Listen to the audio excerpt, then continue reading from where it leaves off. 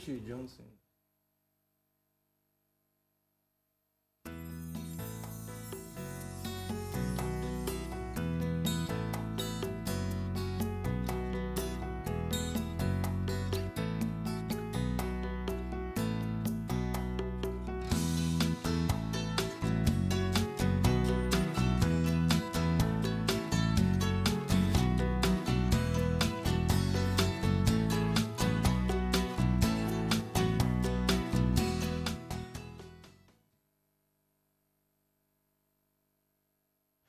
Yes, it's a common statement that the subject of national unity in Nigeria cannot be compromised. But recent happenings in the country is pointing to the fact that some could argue that the subject of national unity in Nigeria is being compromised. We see on a daily basis huge call coming in concerning the issue of restructuring, devolution of power. We see the issue of marginalization, and we see the issue of dissatisfaction.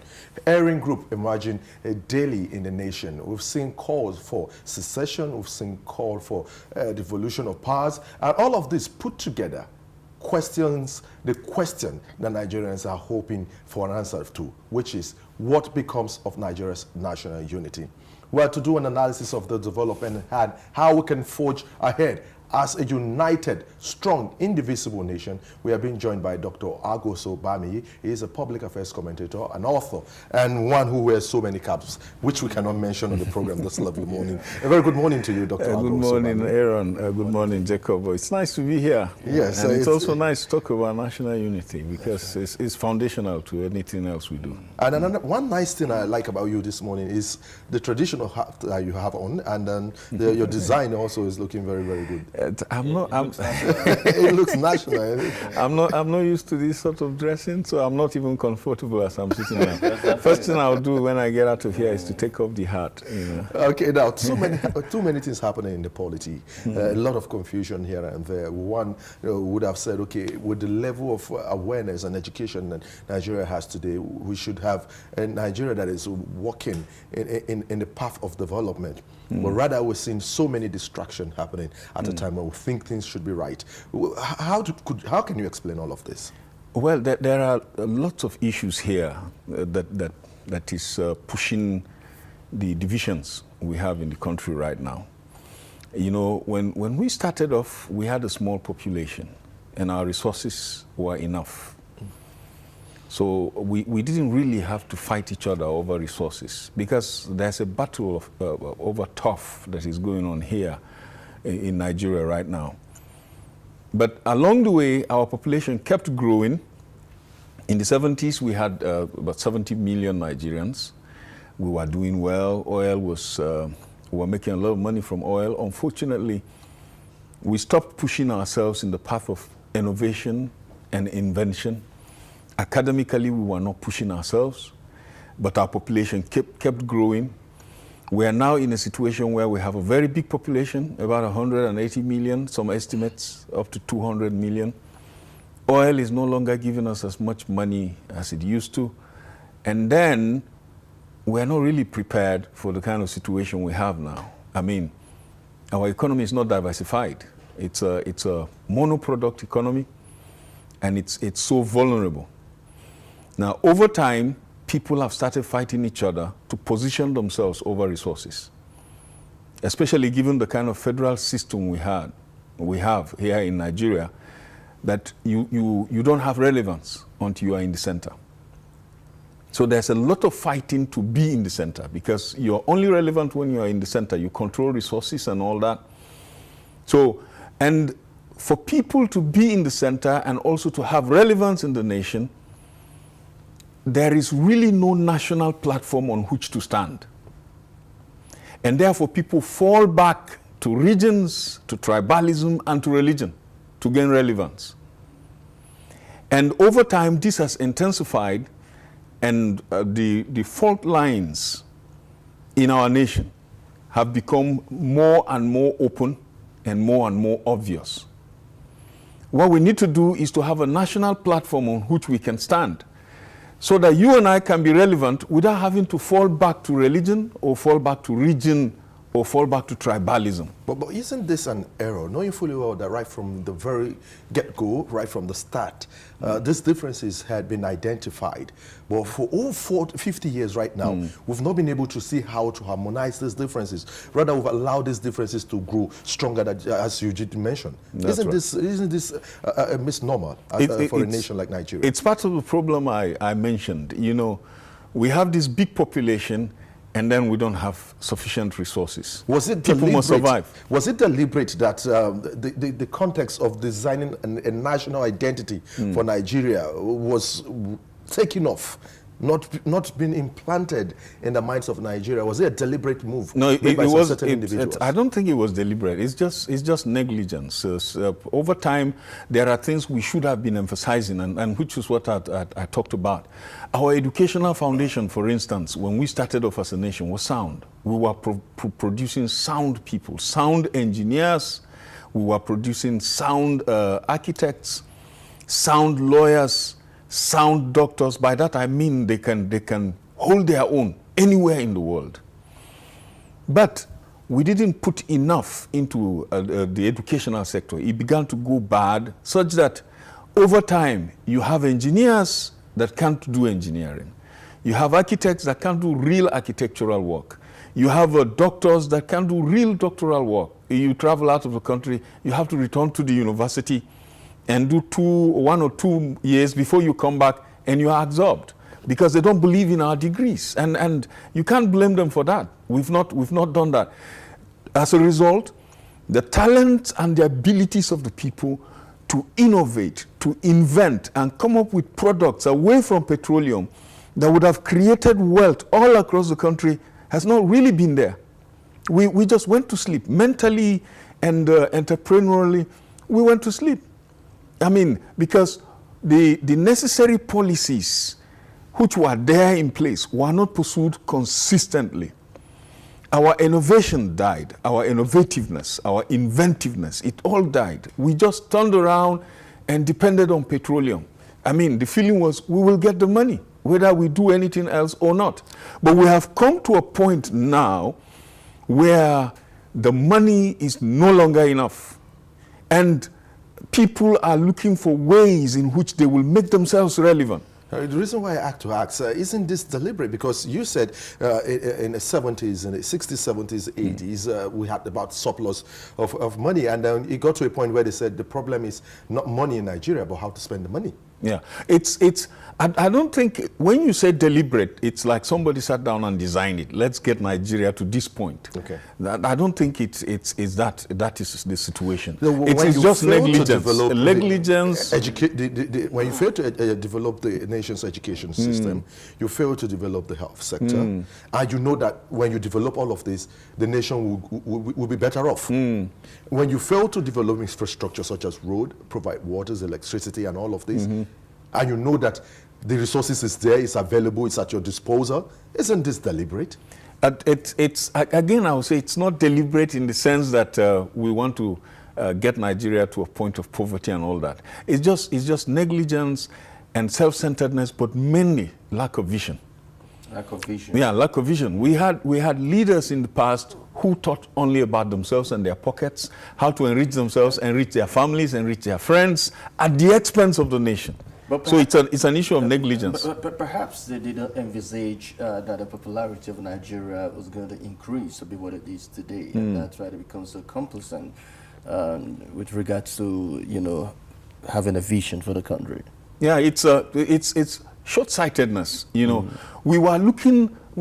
We generally, the leadership and also the citizens, we were just looking at the moment. I want to enjoy the moment. Have big houses.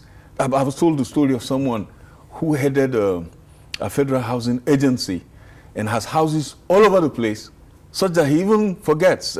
He sees a house, he says, which house is that? And they say, Ogagidankani.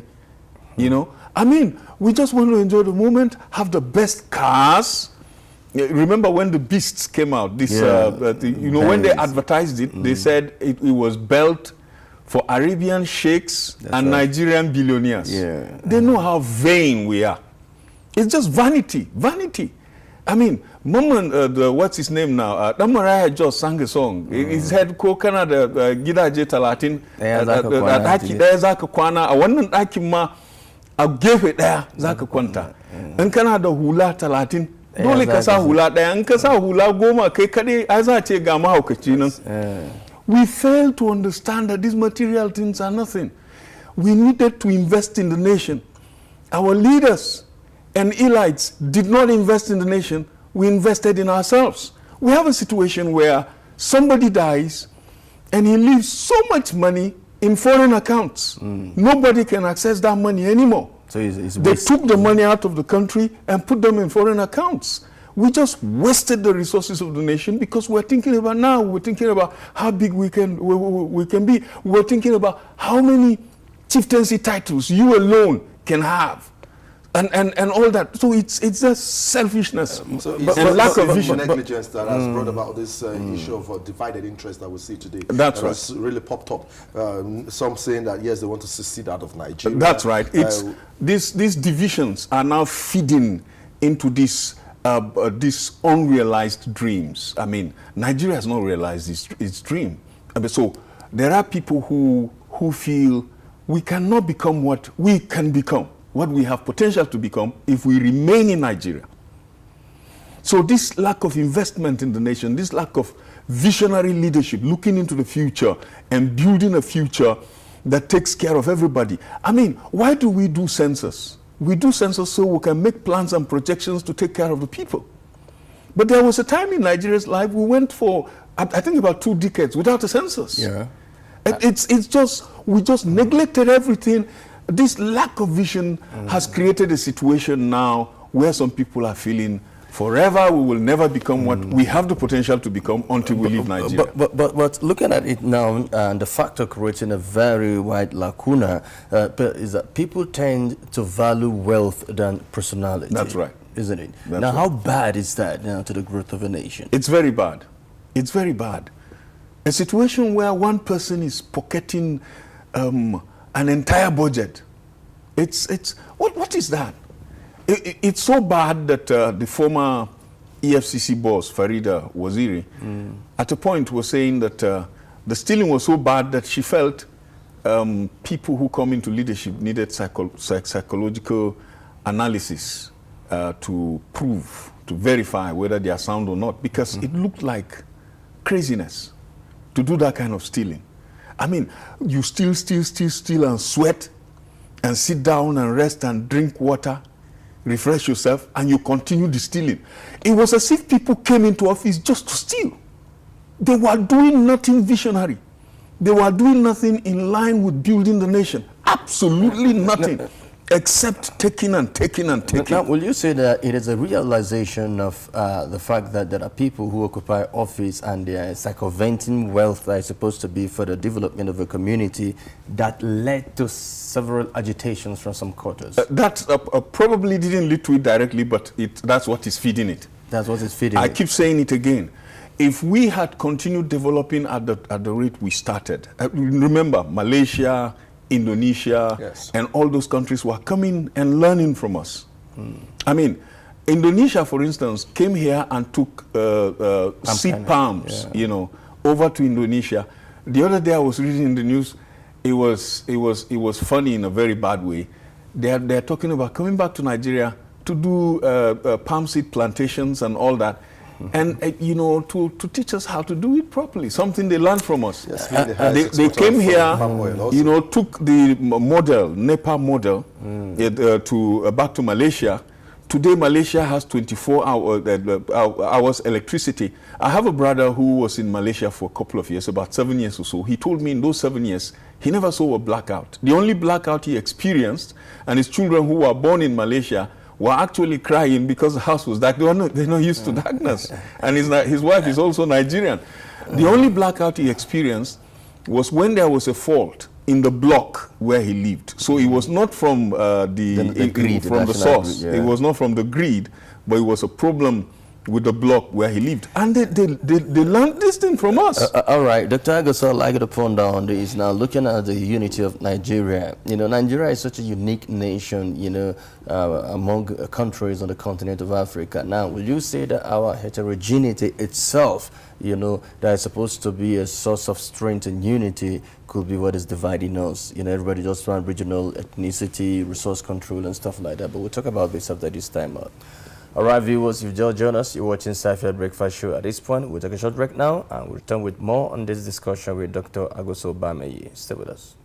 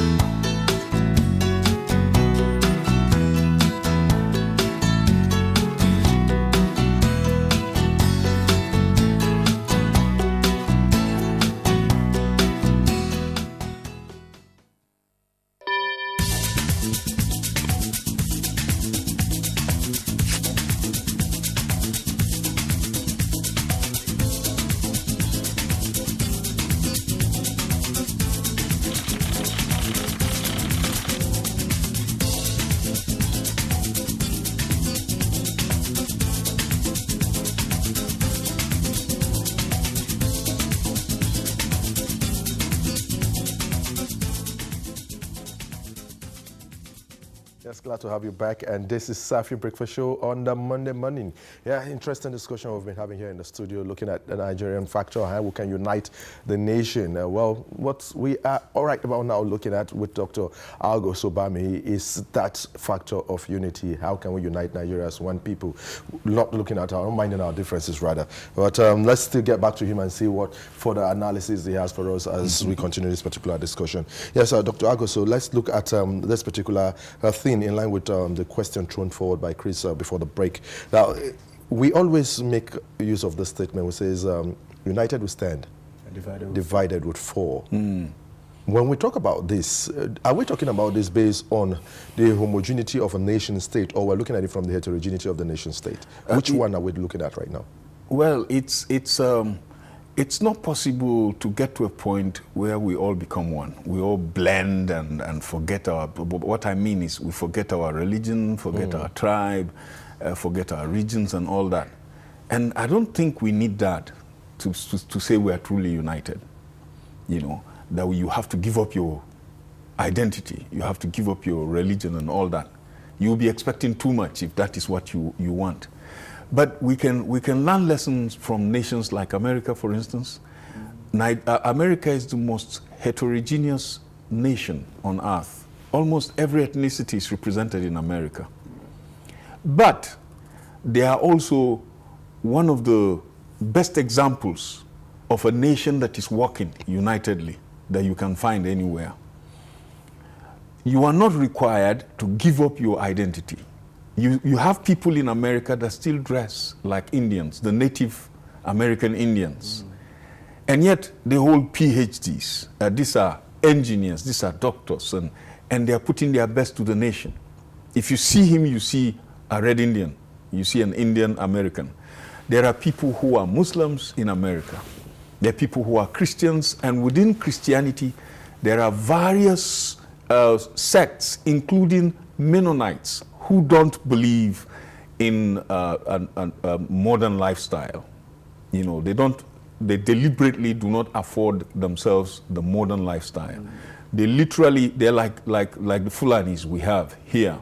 They literally live in the countryside and they lead a simple life. But they still contribute to national development. These are farmers.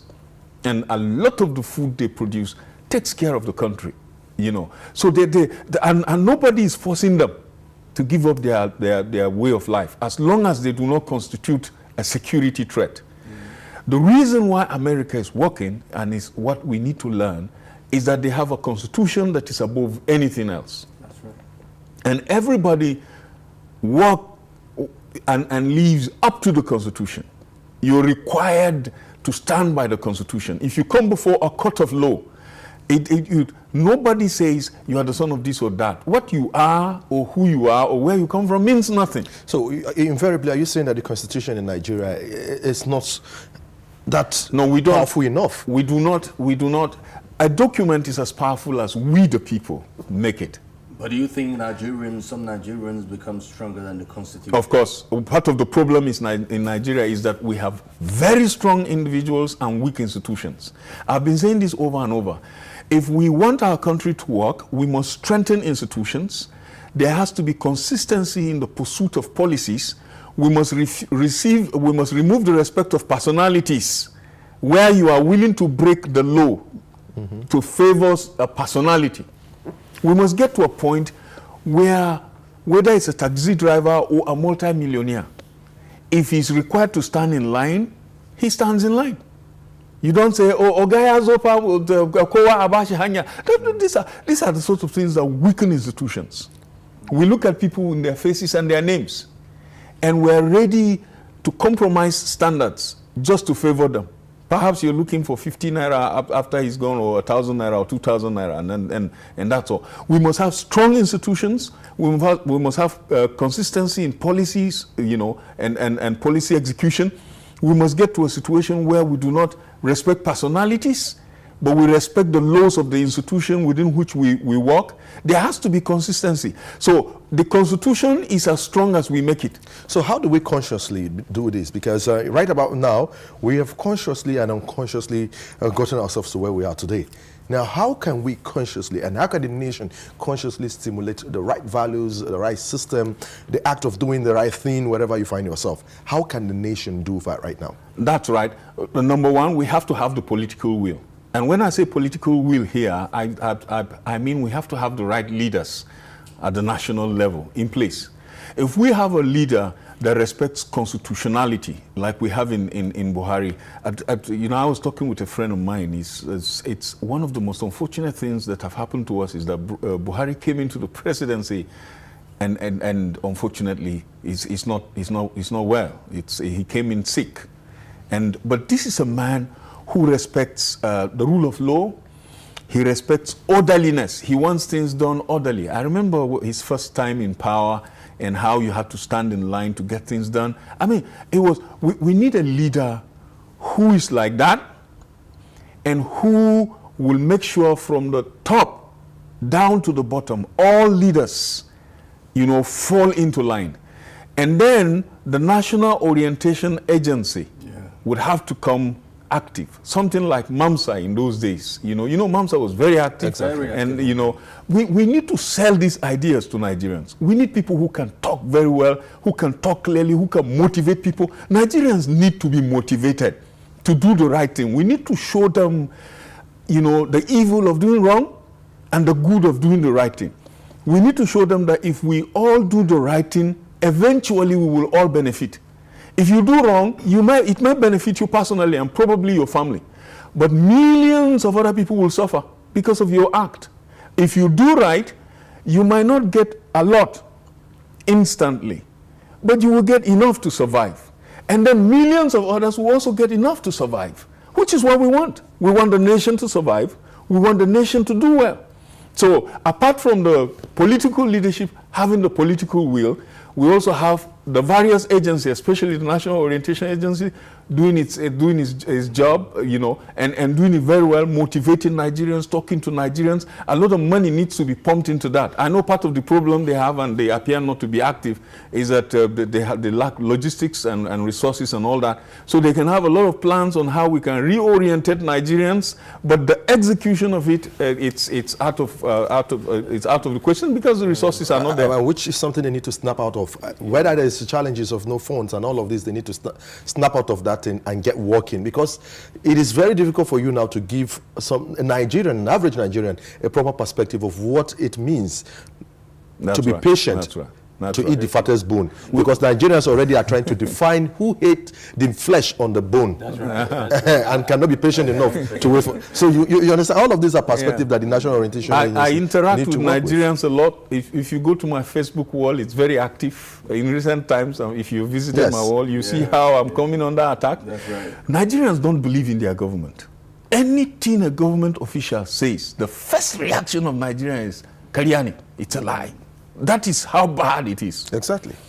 So that if you are explaining a simple thing as to the reason why the governor is finding it difficult to pay primary teachers their salaries, which is because of the formula, the statutory formula that JAG has to use in the disbursement of funds, and that is why it's so difficult for a sitting governor. It doesn't matter who the governor is. It's not a matter of my boss, Governor Bindo. Whoever the governor is, as long as that formula is in place, it's going to be difficult to pay teachers their salaries and local government staff and health workers. Explaining something that simple and suggesting how we can get out of it has gotten me into serious, all kinds of attacks. They are calling me a sellout and all that, and yet I'm trying to provide solutions on how we can get out of this.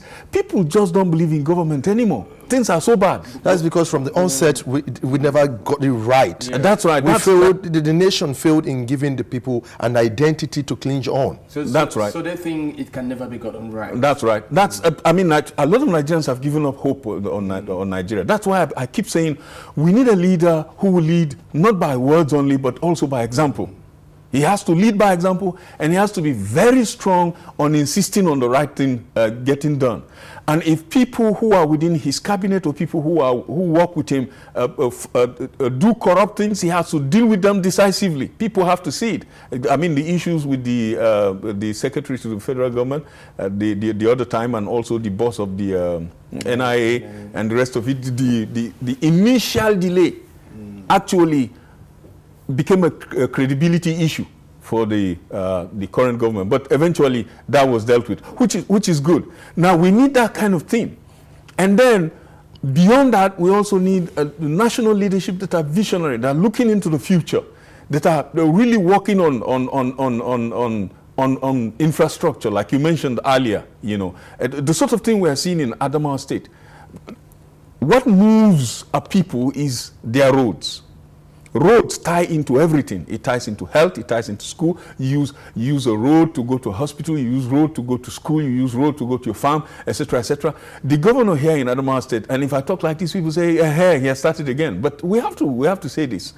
Has done a lot as far as roads are concerned. He's now moved on to education and health. These are other important issues that deal with the lives of the people. We have to have an all-round approach to this whole thing, so that we get ourselves as a nation back to that position where ordinary Nigerians believe in the project Nigeria and are excited to contribute their part. But do you think Nigeria is still in the phase of suffering and smiling? No, I think the smiling is going down now. Nigerians have had enough. In the past, the suffering, is it like this? Or the smiling is like this? It's 50-50 now. 50-50. People and the smiling is going down. The smiling is going down. We have to deal with this situation now, or else we're going to have a revolution in our hands. Okay, I say this with every sense of responsibility. We have to turn back from the precipice. We've got to do what we can do as the leaders of this country, at the local government level, at the state level. And the governor in Adamawa State here is doing a lot at the state level to get the ordinary citizens to believe in government again, to be excited about being citizens, which is a good thing.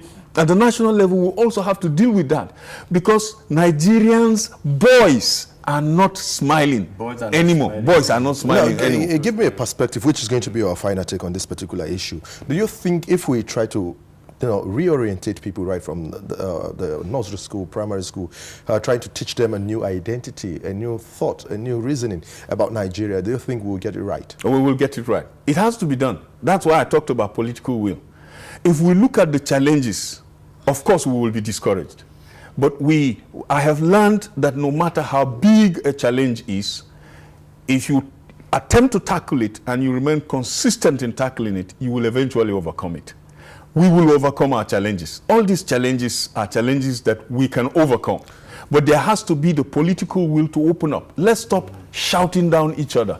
I am excited about the negotiations that are going on now between Indibo and the north. In the south, southeast, southwest, there are also discussions that are going on. It's a good thing. We have come to a point now where we are gradually realizing that as Nigerians, we've got to sit down and talk and define how we move forward. And part of moving forward is creating a new identity for Nigeria, which ordinary Nigerians will be excited about. That I do my part, you do my part, knowing very well that somebody is not going to come into office and steal our Commonwealth. So you are very optimistic that if we do the right thing, Nigeria will be united once again. That's right. Thank you very much. Nigeria, good people. Great nation. Great nation. Good Great people. nation. We have it in us. All right. Thank you very much. I hope we'll not get to that point where we'll once again sing the song Suffering and Smiling in Nigeria. It's my hope, too, that we go beyond that. All right. Thank you very much, Dr. Agoso, for being here with us. Well, that has been Dr. Agoso Bamaiyi. Now, he spoke on the unity of Nigeria, cutting across the religious and ethnic dichotomies. No matter the differences, we are one people. I've said it before, and I'm still going to say it, that we can build that nation that we all hope for if we stand united, keeping aside our differences. Well, we'll go on a short break and return with our next discussion, and we hope you stay with us. Adamawa is one place that has not been in the news, despite being a great place with great potential to make it, with resources from Tongo to Madagali, from Mubi to Numan to Michika and all those places. And if we are able to tap all these resources, you will make Adamawa a tourist hope that people would want to come and see what is happening.